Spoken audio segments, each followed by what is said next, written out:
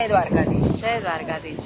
તો આજે આપણે છીએ વૃંદાબેન સાથે, જેમણે મારો ફર્સ્ટ ઇન્ટરવ્યુ લીધો હતો મારા લાઈફનો એકચ્યુઅલી. તો વૃંદાબેન, તમે દ્વારકામાં કેટલા વર્ષોથી રહો છો? Broad and brought Dwarka. અચ્છા, હા. તો તમને દ્વારકા વિશે શું લાગે? દ્વારકા તમારી માટે શું છે? દ્વારકા તો સર્વસ્વ કહી શકાય કે દ્વારકા સર્વસ્વ છે.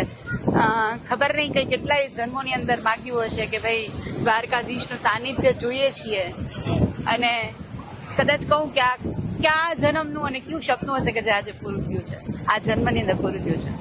અને કૃષ્ણ તમારી માટે શું છે? અગર તમને દ્વારકા માટે આટલું ફીલ થાય છે તો કૃષ્ણ માટે શું ફીલ કરો છો તમે? કૃષ્ણ એટલે બધું જ છે, સર્વસ્વ કૃષ્ણ જ છે.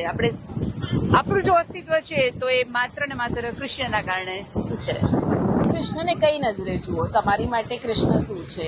એટલે ઉંમરના દરેક પડાવ મને એવું લાગે કૃષ્ણ અલગ લાગે. ક્યારેક આપણું સર્વસ્વ બહુ મોટો ભગવાન લાગે, ક્યારેક એકદમ નાનો બાળક લાગે. જ્યારે તમે ખાસ કરીને પ્રેગ્નન્સીમાં હો પોતાનું બાળક લાગે, પણ જ્યારે તમે ટીનેજમાં હો, જ્યારે તમારી સગાઈ થઈ હોય, લાઈક કે નવો સંબંધ ક્યાંય તમારો જોડાયો હોય, અથવા કોઈ વ્યક્તિ ખાસ તમારા જીવનની અંદર એન્ટર થઈ હોય, ત્યારે તમને કૃષ્ણ હંમેશા એવું લાગે કે યાર આ તો મારો ખાસ છે, આ તો મારો શું કહું કે મારો પ્રેમી છે. જાણે પ્રેમીની જેમ તમે કૃષ્ણને પ્રેમ કરતા હો, એટલે અલગ અલગ ફિલિંગ સાથે કૃષ્ણને તમે જોતા હો.